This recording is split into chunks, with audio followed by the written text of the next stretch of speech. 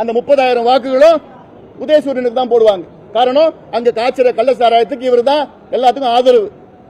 யாராவது அங்க காவல்துறையில மாட்டினாங்கன்னா உடனே இவர் போன் பண்ணி அவர் விடுவிப்பார். இன்னைக்கு 45,000 கோடி டாஸ்மாக் விற்பனை, அடுத்த ஆண்டு 50,000 கோடி இலக்கு வச்சிருக்காங்க. வெக்கக்கேடு இதெல்லாம்.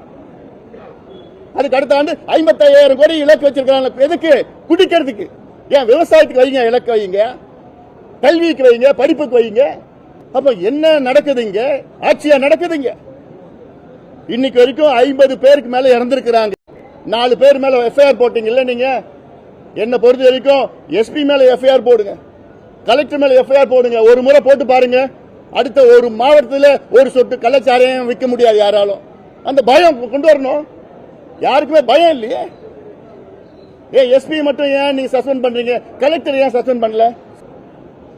சந்தி சிரிக்குது. இப்போ தமிழ்நாட்டை பார்த்து மற்றவங்க எல்லாம் சிரிக்கிறாங்க.